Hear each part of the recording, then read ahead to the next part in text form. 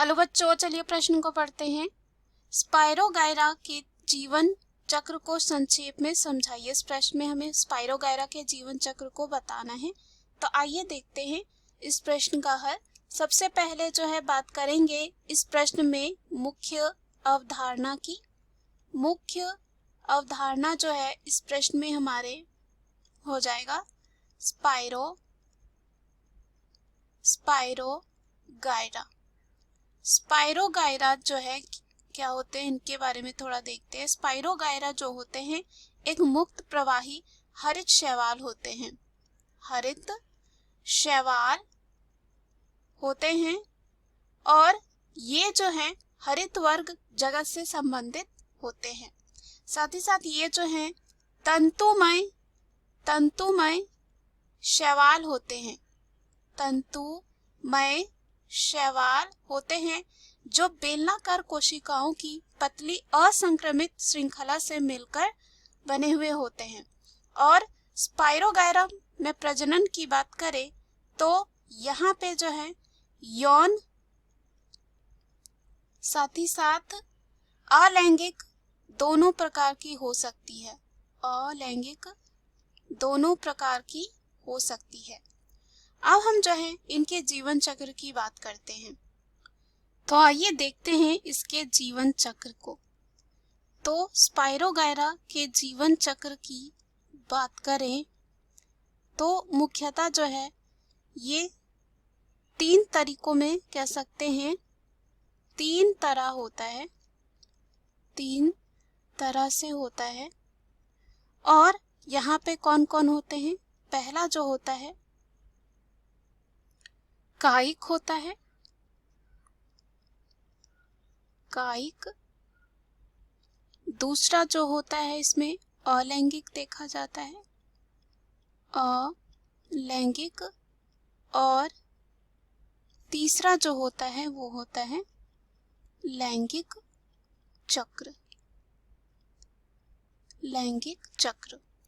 तो यहाँ पे बात करें जो कायिक और लैंगिक होता है, लैंगिक चक्र अलैंगिक चक्रों की तुलना में जो है अधिक सामान्य है। अब यहाँ पे क्या होता है, पीढ़ी के प्रत्यावर्तन का एक रूप जो है स्पाइरोगायरा के जीवन चक्र की विशेषता होती है।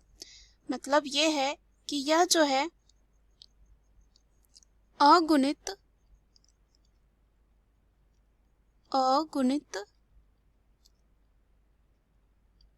होता है।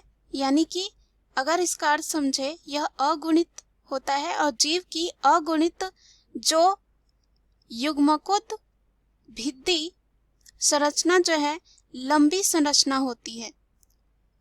युग्मकों भित्ति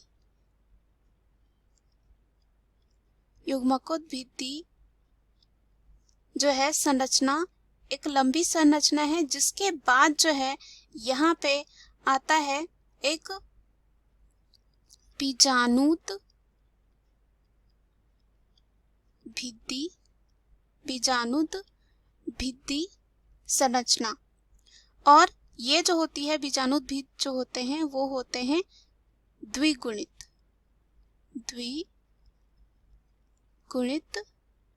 होता है।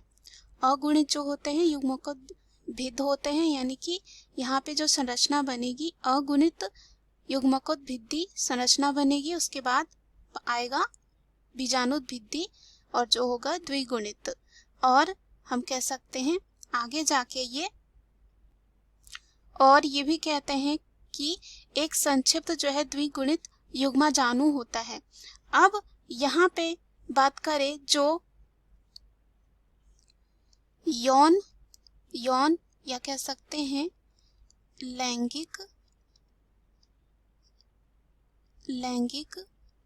प्रजनन के दौरान जो है देखा जाता है कि जो ये होते हैं जीव का जो है जीवन चक्र अगुणित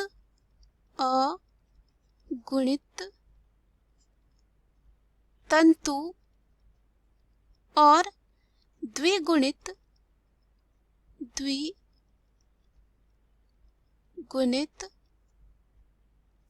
युग्म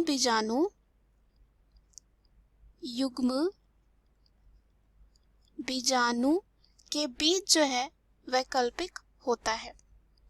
और जो लैंगिक जीवन चक्र होता है उसमें क्या होता है, जो युग्म बीजाणु होते हैं, और कह सकते हैं युग्म बीजाणु एकमात्र द्विगुणित चरण होता है, और संलयन के बाद जो है मादा यहाँ पे और युग्मक जो है युग्म बीजाणु को छोड़ने के लिए जो है क्षय से गुजरती है। अब यहाँ पे जो युग्म बीजाणु होते हैं तालाब के तल पर तब तक रहता है जब तक कि अनुकूल स्थिति मौजूद नहीं होती है।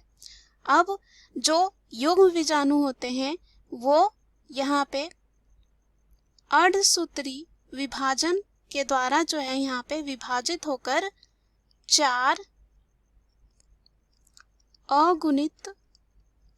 4 जो है अगुणित केंद्रक बनाते हैं जिसमें से केवल एक ही जो है जीवित रहता है, सिर्फ एक ही जीवित रहेगा। और यहाँ पे जो युग्म बीजाणु होते हैं तब धीरे धीरे आकार में बढ़ता है, और यहाँ पे क्या होता है, जनन जो है जनन नलिका, और कह सकते हैं जनन जो है नली को जो है छोड़ देते हैं, क्योंकि धीरे धीरे क्या हो जाता है, आकार में बढ़ जाते हैं और आगे जाके जो है ये फट जाते हैं और इसके बाद जो है ये जो जनन नली होती है उसमें बार बार जो है अनुप्रस्थ विभाजन होता है, और जिससे एक अगुणित रेशा बनता है। आगे जाके क्या बनता है, एक अगुणित जो है रेशा बनता है। इसको हम जो है आइए देखते हैं एक चित्र द्वारा। तो यहाँ पर जो है स्पाइरोगायरा का जो है एक जीवन चक्र दे रखा है। ये जो है स्पाइरोगायरा का जो है जीवन चक्र है, जीवन चक्र। तो इसको समझते हैं यहाँ पे क्या क्या होता है। तो यहाँ आप देख सकते हैं, यहाँ जो है एक जो है कोशिका है, उसके बाद इससे जो है ये विभाजित होकर 4, और यहाँ पे जो है कह सकते हैं अर्धसूत्री विभाजन होता है, अर्धसूत्री विभाजन होता है, जिससे यहाँ पे कितने बनते हैं, ये 4 बनते हैं, और जिसमें सिर्फ एक ही बचता है, और इसे जो है हम कह सकते हैं युग्म बीजाणु।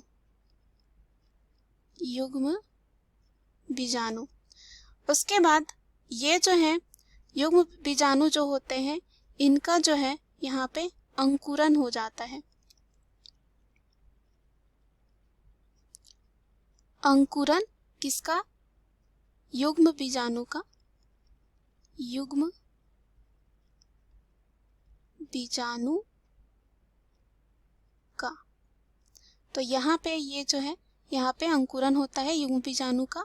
उसके बाद यहाँ पे जो है परिपक्व तंतु बनते हैं, परिपक्व जो है तंतु बनते हैं। उसके बाद यहाँ जो है संयुग्मन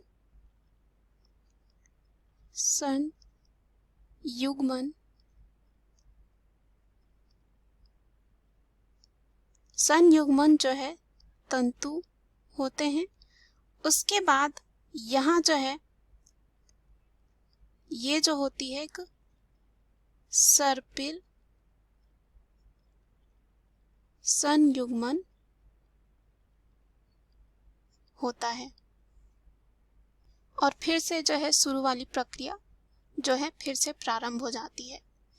तो इस प्रश्न में हमें स्पाइरोगायरा के जीवन चक्र को जो है संक्षेप में बताना था। मुख्य अवधारणा के आधार पर हमने सिद्ध कर लिया है कि स्पाइरोगायरा के जीवन चक्र किस तरह होता है। आशा करती हूँ उत्तर आपको समझ में आया होगा। धन्यवाद।